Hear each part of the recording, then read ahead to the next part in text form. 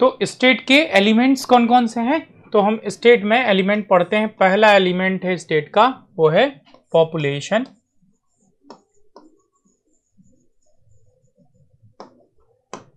Territory,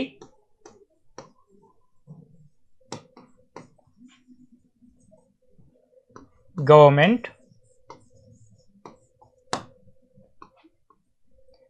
population, territory, government and sovereignty.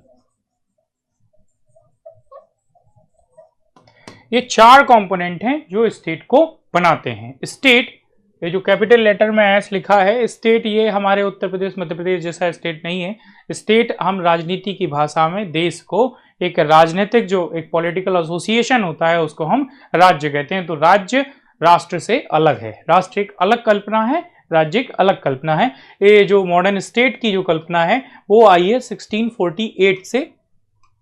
1648 के पहले राज्य की ऐसी कोई डेफिनेशन एज सच नहीं थी। स्टेट कहते ये 1648 में जब वेस्टफेलिया की ट्रीटी हुई, वेस्टफेलियन ट्रीटी, इस वेस्टफेलियन ट्रीटी में इस मॉडर्न राज्य का जन्म हुआ। तो सबसे पहले आते हैं हम लोग, किसी भी राज्य के पास में पहले क्या होनी चाहिए? पॉपुलेशन। ये पॉपुलेशन होगी, एक ग्रुप ऑफ पीपल होगा, ये कहीं रह रहा होगा तो एक डिफाइंड टेरिटरी होनी चाहिए, एक सीमा के भीतर रह रहा होगा। इस डिफाइंड टेरिटरी में जो लोग रह रहे हैं उनकी व्यवस्था के लिए, उनके कॉन्फ्लिक्ट रेजोल्यूशन के लिए कोई एक तंत्र काम कर रहा होगा, जो कि क्या होगा, जिसे हम गवर्नमेंट कहते हैं। और सबसे इंपॉर्टेंट जो फैक्टर है वो है सॉवरेनिटी। सॉवरेनिटी क्या है? सॉवरेनिटी है supreme decision making, supreme decision making power.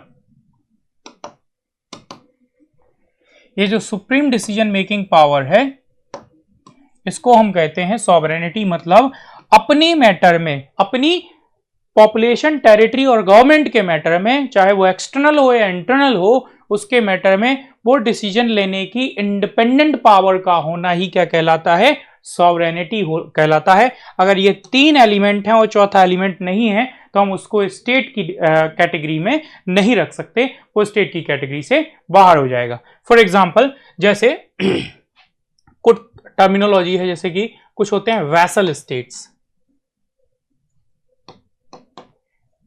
जब आप एंशिएंट हिस्ट्री पढ़ेंगे तो एंशिएंट हिस्ट्री में जैसे अशोक के समय पर जो दक्षिण के तीन राज्य थे वह क्या थे? वैसल थे। किसके? मॉडर्न स्टेट के। वैसल का मतलब है they don't have the supreme decision making power, मतलब उनके जो एक्सटर्नल अफेयर्स हैं वो उनके हाथ में नहीं होंगे, वो चीजें कौन डिसाइड करेगा? मॉडर्न एम्पायर डिसाइड करेगा। तो वो क्या होते थे? Vessel state.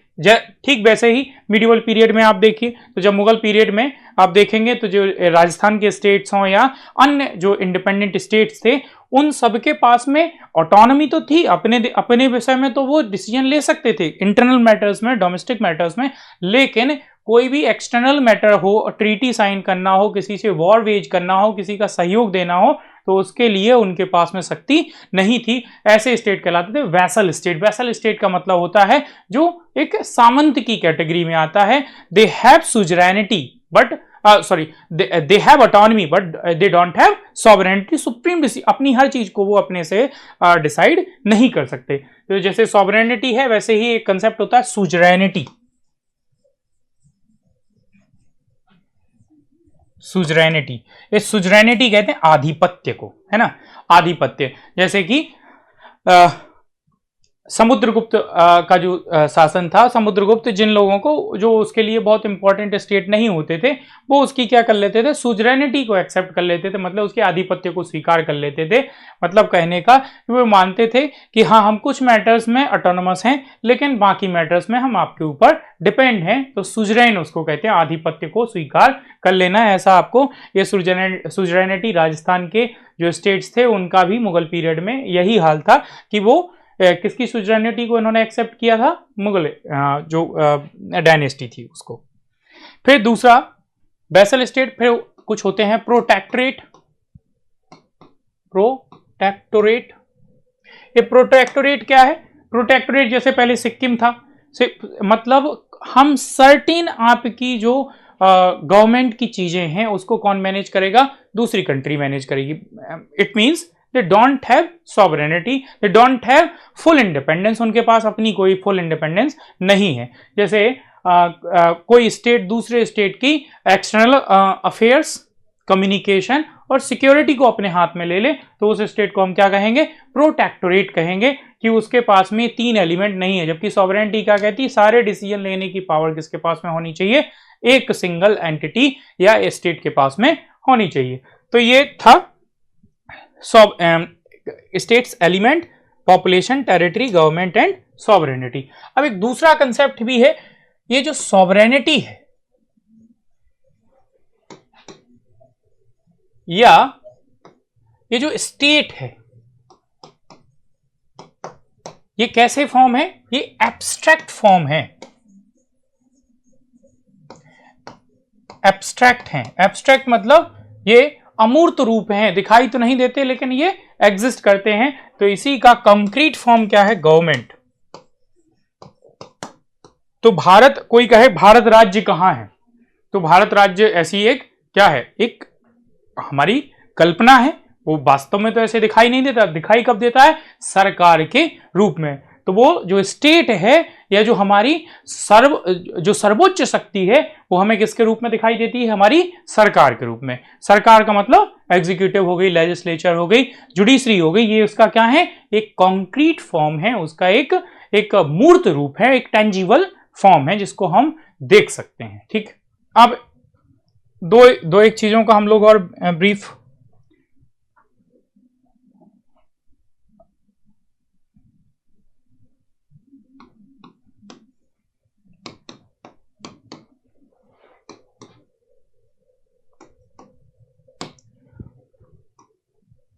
अगर हम और पॉलिटिकल साइंस को समझें तो उसमें जो सबसे मोस्ट इंपॉर्टेंट चीज है वो आती है पॉलिटिकल थ्योरी। पॉलिटिकल थ्योरी क्या है, तो पॉलिटिकल थ्योरी को कहा जाता है कि political theory is a mixture of political philosophy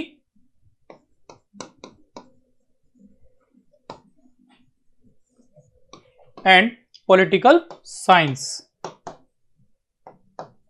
एक किसका मिक्सचर है, पॉलिटिकल थ्योरी।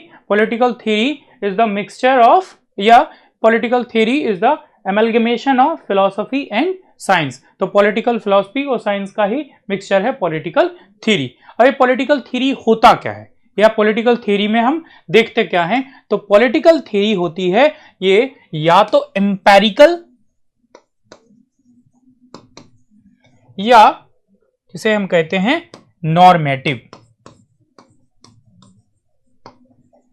इंपेरिकल या नॉर्मेटिव स्टेटमेंट्स होते हैं। कहने का अर्थ है कि जो पॉलिटिकल थ्योरी है ये सजेशन है राज्य को, या राज्य के स्वरूप को कैसे होना चाहिए, या राज्य में कोई समस्या है या उसके फॉर्म में कोई सुझाव है या उसमें कोई विकृति आ गई है तो उसके लिए क्या सुझाव दिया जा सकता है, उसे कहते हैं हम पॉलिटिकल थ्योरी। इस पॉलिटिकल थ्योरी में दो टाइप की पॉलिटिकल थ्योरी है, जैसे कि एक होती है एम्पेरिकल और दूसरी होती है नॉर्मेटिव। एम्पेरिकल क्या है, एम्पेरिकल बोलते हैं अनुभव मूलक, मतलब जो जिसमें डेटा हो, जिसमें फैक्ट हो, जिसमें जो एक रियलिज्म के ऊपर बेस्ड होती है, उसे कहते हैं एम्पेरिकल स्टेटमेंट। एम्पेरिकल स्टेटमेंट जिसमें कि जैसे आप कह सकते हैं अभी दिल्ली में चुनाव हुआ, दिल्ली में चुनाव हुआ तो दिल्ली चुनाव में आम आदमी पार्टी हार गई और बीजेपी को वहां पर मेजॉरिटी मिल गई। अब ये हम अगर पॉलिटिकल थ्योरी के उसमें बात करें और हम कहें कि क्यों दिल्ली में बीजेपी जीती, तो उसके लिए हमें बताना पड़ेगा, फैक्ट बताना पड़ेगा, हमें कंसेप्ट अप्लाई करना पड़ेगा, हमें उसके लिए मेथड्स लगानी पड़ेगी और हम तब जाके किसी इस पे पहुंचे, हमें मतलब एक्सप्लेन करना पड़ेगा साइंटिफिक मैनर में, उसका इंटरप्रिटेशन करना पड़ेगा कि why BJP has one the election, क्यों बीजेपी ने यह चुनाव जीता। तो उसके लिए होगा कि भाई जो केजरीवाल के जो जिसे कहेंगे वादे थे, या जो उसका मैनिफेस्टो था, या जो उसने बड़ी बड़ी जो लोगों से प्रॉमिसेस किए हुए थे उनको पूरा नहीं किया। यमुना जो है जहां की तहां गंदी रही, फिर लीकर का एक बहुत बड़ा स्कैंडल हो गया और करप्शन था, जो एक कट्टर ईमानदार की छवि थी वह छवि नहीं चल पाई, इसलिए बीजेपी जीत गई। तो ये कैसा हुआ, यह स्टेटमेंट यह हुआ एम्पेरिकल, जिसमें कि हम किसको बता रहे हैं, हम डेटा दे रहे हैं। दूसरा है नॉर्मेटिव स्टेटमेंट। अब नॉर्मेटिव स्टेटमेंट क्या होगा, नॉर्मेटिव जहां हम सजेस्ट करें व्हाट ऑट टू बी, होना क्या चाहिए। तो जैसे राम राज्य की कल्पना, राम राज्य किस में आएगा, राम राज्य आएगा नॉर्मेटिव स्टेटमेंट में। प्लेटो का फिलोसोफर किंग, ये किस में आएगा, प्लेटो का फिलोसोफर किंग, ये प्लेटो का फिलोसोफर किंग भी पॉलिटिकल थ्योरी के दायरे में आएगा।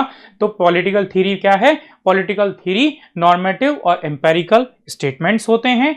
एम्पेरिकल का मतलब है जो कि तथ्यात्मक हो, जिसमें हमें तथ्यों के माध्यम से अपनी बात को सिद्ध करना पड़े, हमें उसके लिए सुझाव हम तथ्यों को लेकर दे पाए, जैसे हमने बीजेपी का एग्जाम्पल लिया। नॉर्मेटिव स्टेटमेंट्स क्या होता है, व्हाट ऑट टू बी, होना क्या चाहिए, जिसमें हम आदर्शात्मक बातों की चर्चा करते हैं कि ये मूल्य हैं, ये जो मोरालिटी है, ये इथिक्स है, ये इथोस है, और ऐसे चीजों को होना चाहिए। जैसे कि प्लेटो ने अपने फिलोसोफर किंग में कहा कि करप्शन बहुत है और इग्नोरेंस बहुत है, इन सब चीजों को दूर करने के लिए केवल एक ही चीज हो सकती है कि अगर राजा दार्शनिक हो जाए तो वो सारी चीजों से हम लोग को निकाल देगा, और राजा जब दार्शनिक होगा तो वो इग्नोरेंस को भी दूर करेगा, वह चीजों को अच्छे ढंग से समझ पाएगा क्योंकि वो सबसे नॉलेजेबल पर्सन है, और जब वो सबसे नॉलेजेबल पर्सन है तो उसे लोगों की सारी दिक्कतें पता हैं, तो वो कॉन्फ्लिक्ट रेजोल्यूशन कर देगा, और जब सारा कॉन्फ्लिक्ट रेजोल्यूशन हो जाएगा, सबको जस्टिस मिल जाएगा, तो समाज में ऑटोमेटिकली क्या हो जाएगी, शांति मिल जाएगी। क्योंकि अभी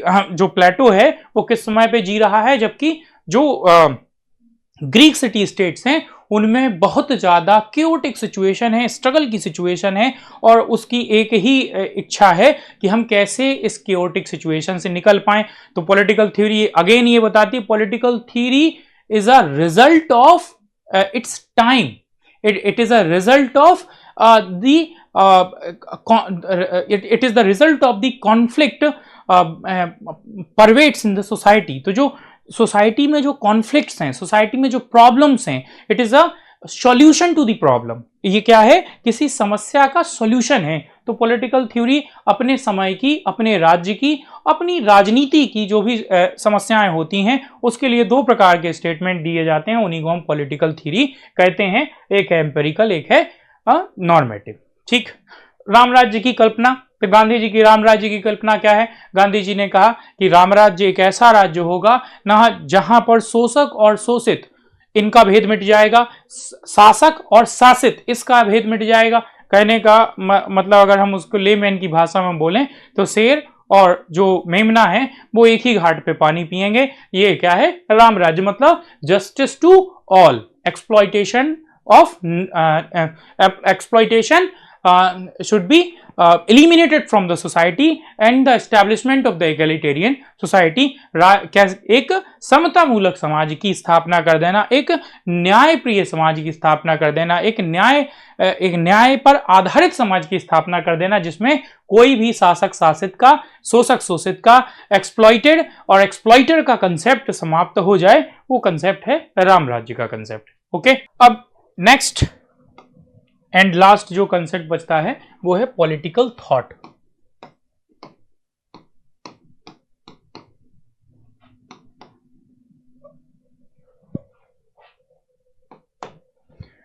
पीएसआईआर का अगर देखें तो जो 80% पोर्शन है वो पॉलिटिकल थ्योरी, पॉलिटिकल थॉट से ही आता है। और अगर हमें पॉलिटिकल थॉट और पॉलिटिकल थ्योरी बहुत अच्छे से, क्योंकि एक दूसरे से कोरिलेटेड हैं, अगर ये बहुत अच्छे से समझ में आते हैं तो और पॉलिटिकल साइंस में कोई ऐसा प्रॉब्लम नहीं है, लेकिन इनको सिस्टमैटिकली समझने की आवश्यकता है। तो हम पहले थिंकर्स पढ़ें, उसके पहले ही हम पहले पॉलिटिकल थॉट क्या होता है, ये इसका इमर्जेंस क्यों होता है, ये इसका रेलेवेंस क्या है, और इसको जो देने वाला है उसका जो है क्या इंपॉर्टेंस होता है, इन सब चीजों को हम लोग पॉलिटिकल थॉट में देखेंगे। तो सबसे पहले तो पॉलिटिकल थॉट होता क्या है। तो political thought is a systematic reflection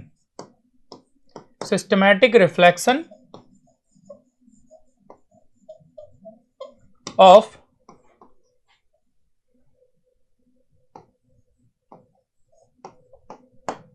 government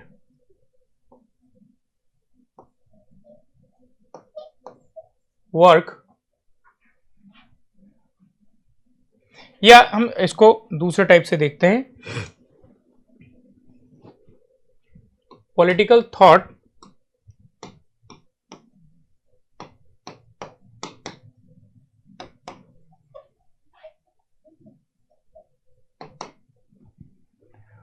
तो पॉलिटिकल थॉट में सबसे पहले पढ़ेंगे कि पॉलिटिकल थॉट होता क्या है। ठीक है, what is political thought, okay, and importance of political thought, फिर इमर्जेंस ऑफ पॉलिटिकल थॉट, और फिर हम पढ़ेंगे why it is important for us. ये जो हम लोग यूपीएससी, चाहे वो ऑप्शनल की तैयारी कर रहे हो, चाहे नेट जेआरएफ की तैयारी कर रहे हो, या और कॉम्पिटिटिव एग्जाम्स की तैयारी कर रहे हो, उसके लिए सबसे इंपॉर्टेंट ये पॉलिटिकल थॉट क्यों होता है, इसको हम लोग पढ़ेंगे। सबसे पहले what is political thought, what is political thought. Political thought क्या है? तो पॉलिटिकल थॉट है systematic reflection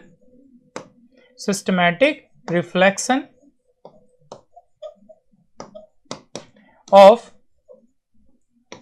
political life, systematic reflection of political life, processes, okay, processes, institutions,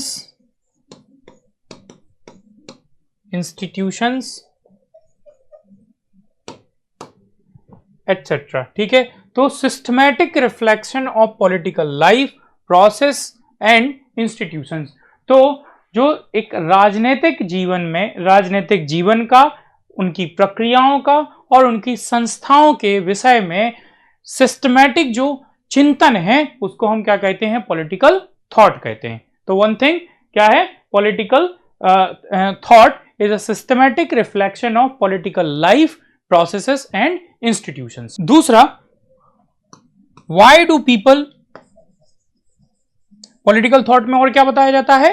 तो जैसे कि प्लेटो का अभी हम लोगों ने देखा था, प्लेटो ने जब फिलोसोफर किंग दिया, तो फिलोसोफर किंग देने के पहले उसने ये समझाया, जो प्लेटो की जो बुक है, रिपब्लिक है, स्टेट्समैन है, इन अपॉलॉजी है, इन सब बुक्स की जो चिंता है और इन चिंताओं का जो निराकरण है, वो अल्टीमेटली वो चिंता से स्टार्ट करता है, उसका निराकरण देता है। ये सब क्या है? ये पॉलिटिकल थॉट है। ये पॉलिटिकल थॉट कैसे? पॉलिटिकल थॉट क्या होता है? Why people obey and protest or revolt against the state। राज्य का लोग अनुपालन क्यों करते हैं और राज्य का लोग विरोध क्यों करने लगते हैं, इसके विषय में भी विधिवत जानकारी देना पॉलिटिकल थॉट है। जैसे पॉलिटिकल थॉट अल्टीमेटली समझाता क्या है? समस्या। जैसे कि हम प्लेटो का एग्जांपल लें, प्लेटो की सबसे बड़ी समस्या क्या है? प्लेटो की समस्या है कि उसका जो एथेंस है, एथेंस में कोई अच्छी व्यवस्था नहीं है। वहां पर प्लेटो का मानना है कि डेमोक्रेसी होने के कारण लोग विद्वान नहीं हैं और लच्छेदार भाषण देकर सत्ता हासिल कर लेते हैं, और सत्ता हासिल करने के बाद वो उनके पास में बुद्धि नहीं होती, तो वो जो शासन है उसको अच्छे ढंग से नहीं चलाते, सुचारू ढंग से नहीं चलाते। तो इसका सॉल्यूशन क्या होगा? सॉल्यूशन होगा वही जो समस्या है उसको हटा दीजिए। सॉल्यूशन, समस्या क्या है? कि जो शासक वर्ग है वो पढ़ा लिखा नहीं है, तो प्लेटो ने सजेस्ट किया कि there should be a philosopher king होना चाहिए। ठीक, वो ऐसा इसलिए बता रहा है, और साथ ही साथ में प्लेटो कह रहा है कि ये अस्थिरता इसलिए है क्योंकि लोग जो हैं वो कैसे राज्य को ओबे करेंगे? जो जुडिशियस होगा, जो न्यायपूर्ण राज्य होगा, लोग उसका समर्थन करेंगे, और जो राज्य न्यायपूर्ण नहीं होगा, जो राज्य नृशंस होगा, जो राज्य लोगों के हितों के खिलाफ काम करेगा, उस राज्य के खिलाफ लोग हो जाएंगे। तो पॉलिटिकल थॉट यह भी बताता है कि व्हाई पीपल ओबे और प्रोटेस्ट अगेंस्ट द स्टेट या रिवोल्ट अगेंस्ट द स्टेट या रिवेल अगेंस्ट द स्टेट, ये क्यों करते हैं? तो वो पॉलिटिकल थॉट में हम पढ़ते हैं। ठीक है, और पॉलिटिकल थॉट क्या है? तो और पॉलिटिकल थॉट है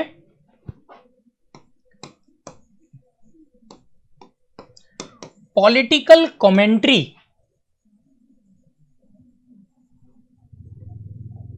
by thinkers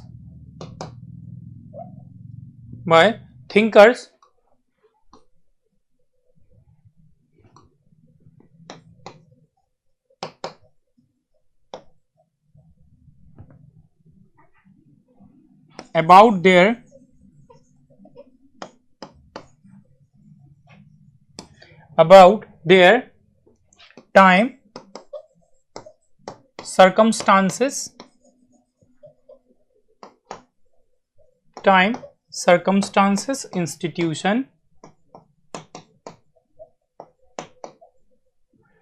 time, circumstances, institution, processes,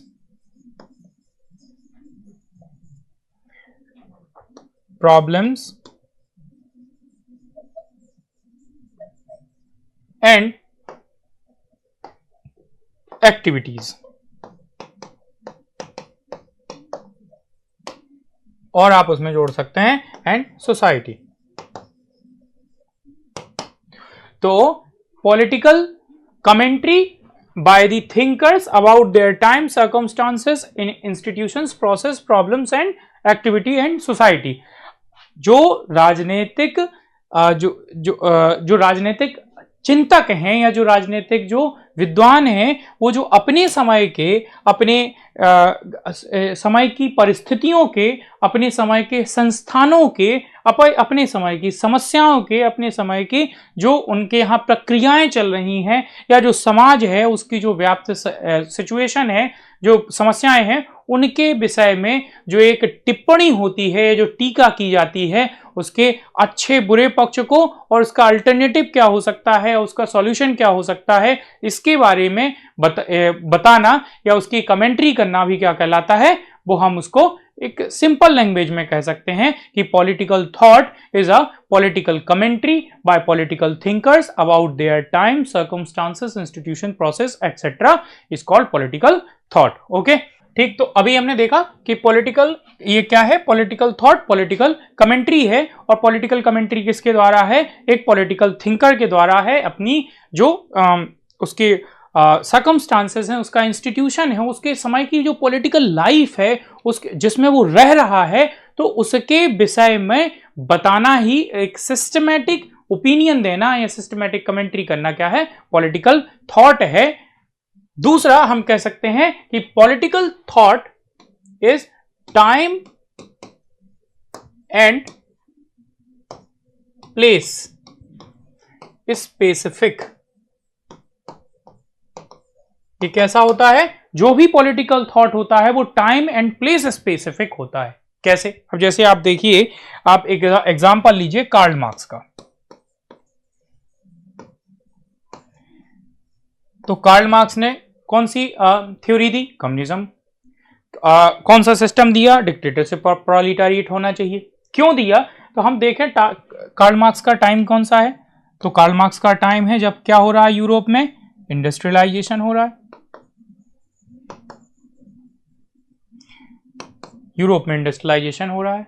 renaissance के बाद में एनलाइटनमेंट हुआ, इंडस्ट्रियलाइजेशन हुआ।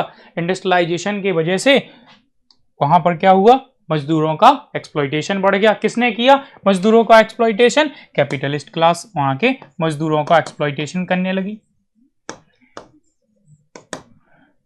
तो कार्ल मार्क्स ने कहा कि और इंडस्ट्रियलाइजेशन में किसका एक्सप्लॉइटेशन हो रहा है, प्रोलेटारिएट का हो रहा है। कौन कर रहा है, कैपिटलिस्ट कर रहा है। कार्ल मार्क्स ने कहा proletariats are grave diggers of capitalism. ये क्या हैं, जो मजदूर हैं वह पूंजीवाद के ग्रैब डिगर हैं, मतलब कब्र खोदने वाले हैं, मतलब यही लोग इनको समाप्त कर देंगे। और उसने थ्योरी दी कि एक दिन क्या होगा कि ये मजदूर जो है एलियनेशन के शिकार होंगे, मतलब ये लोग क्या हो जाएंगे, ये विलगित हो जाएंगे, समाज से पृथक हो जाएंगे। और एलियनेशन के शिकार होने के कारण क्लास इन इटसेल्फ क्या बन जाएगी, क्लास इन इटसेल्फ से क्लास फॉर इटसेल्फ बन जाएगी। Class in itself class for itself बन जाएगी। और क्लास फॉर इटसेल्फ क्या कर देगी, रेवोल्यूशन कर देगी। और रेवोल्यूशन करके क्या हो जाएगा, रेवोल्यूशन होगा तो dictatorship of proletariat, dictatorship of proletariat establish हो जाएगी, मतलब मजदूरों की तानाशाही एस्टेब्लिश हो जाएगी और कैपिटलिज्म पूर्ण रूपेण समाप्त हो जाएगा। अब ये समझिए, ये टाइम एंड प्लेस स्पेसिफिक है। टाइम कैसे, वो टाइम कौन सा है, वो टाइम है 19th सेंचुरी है। उस समय पे रैपिड इंडस्ट्रियलाइजेशन हो रहा है। कहां हो रहा है, यूरोप में हो रहा है। तो ये जो पॉलिटिकल आइडियोलॉजी है, कम्युनिज्म का जो सुझाव है, वो कार्ल मार्क्स किसके लिए दे रहा है, उस पर्टिकुलर टाइम पीरियड के लिए दे रहा है, उस पर्टिकुलर यूरोपियन सोसाइटी के लिए, उस पूरे यूरोप के लिए दे रहा है। तो political thought is time and place specific. तो कैसा होता है political thought, time and place specific भी होता है। ओके, तो हम कह सकते हैं कि पॉलिटिकल थॉट क्या है,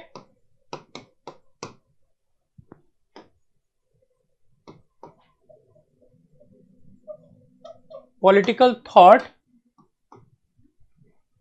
या study of political thought is an attempt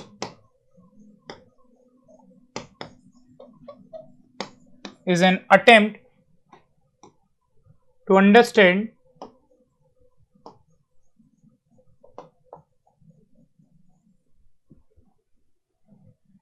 the thinking of an age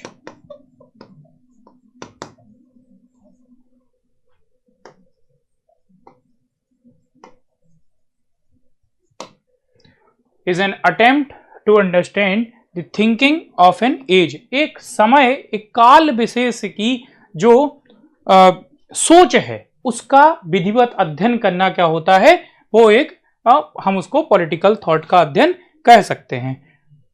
दूसरा, ये जो है पॉलिटिकल थॉट है, इसमें असल में हम पढ़ते क्या है पॉलिटिकल थॉट में। तो पॉलिटिकल थॉट में अभी तक हमने जैसे कार्ल मार्क्स का उदाहरण लिया, तो कार्ल मार्क्स में हमने क्या देखा, हमने देखा एक तो उसके कंसेप्ट्स एंड आइडियाज। तो कंसेप्ट्स एंड आइडियाज में उसने क्या बोला, कम्युनिज्म हो गया, डिक्टेटरशिप ऑफ प्रोलेटारिएट हो गया, एलिनेशन हो गया, ये क्या है, कंसेप्ट्स एंड आइडियाज। फिर हम क्या देखते हैं, थिंकर्स या इंडिविजुअल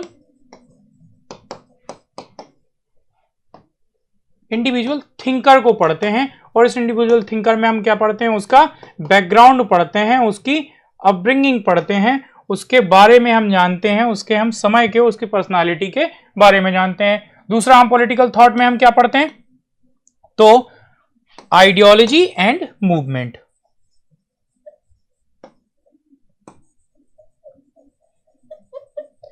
कोई भी जो पॉलिटिकल थॉट होता है, वो किसी एक उस समय के एग्जिस्टिंग पॉलिटिकल थॉट का या तो सुधार होता है या वो विरोध होता है। तो ऐसे ही कार्ल मार्क्स का थॉट अपने समय के कैपिटलिज्म का विरोधी, अपने समय के लिबरलिज्म का विरोधी। फिर उसके ने जो कंसेप्ट दिए, communism, alienation, class in itself will become class for itself etcetera, ये proletariat, dictatorship of proletariat, scientific socialism, historical materialism, dialectics, ये सब क्या है, ये उसकी अपनी जो है कंसेप्ट एंड आइडियाज है। इंडिविजुअल थिंकर को हम क्या पढ़ेंगे, तो इंडिविजुअल थिंकर में जैसे कि हम जानेंगे, जैसे कि जॉन लॉक के विषय में, हॉब्स और जॉन लॉक्स में अंतर जब हम जानते हैं, तो उनके हम जो अपनी अपब्रिंगिंग है उसको ज्यादा ध्यान देते हैं, और उसका क्योंकि उनके ऊपर बहुत बड़ा इंपैक्ट पड़ा है। जैसे जॉन लॉक जिस समय पैदा हुआ, उस समय पर इंग्लैंड में क्या हुआ, उस समय पर गोल्डन रेवोल्यूशन हुआ, या हम उसको कहें वो पीसफुल रेवोल्यूशन हुआ, या वो हार्मोनियस रेवोल्यूशन हुआ, जिसमें कोई ब्लड बॉथ नहीं हुआ। उसमें धीरे से एक राजा पीछे की खिड़की से निकला और दूसरा राजा बैठ गया। तो जॉन लॉक का उसके ऊपर असर पड़ा, क्योंकि उस समय पे बहाबही हुई, जनता ने कहा कि मानव जो है परोपकारी, बेनेवलेंट होता है, बहुत ही ज्यादा पीस लविंग होता है, बहुत ही एमिकेबल होता है, बहुत ही अच्छे से रहने वाला होता है। तो जॉन लॉक के ऊपर ही असर। वहीं हॉब्स के समय पे क्या हुआ था, ब्लडी रेवोल्यूशन इंग्लैंड में हुआ था। उसने अपनी थ्योरी क्या दी, उसने कहा कि human beings are nasty, dirty, dwarf and greedy. तो ये सब हम इंडिविजुअल तो ये सॉरी, ये सब चीजें हम पॉलिटिकल थॉट में पढ़ते हैं। अब कल हम या नेक्स्ट क्लास में हम इसके बाद की जो हिस्ट्री ऑफ पॉलिटिकल साइंस और डेवलपमेंट ऑफ पॉलिटिकल स्टडीज को हम देखेंगे। तो इतना आज के लिए पर्याप्त है। बहुत बहुत धन्यवाद।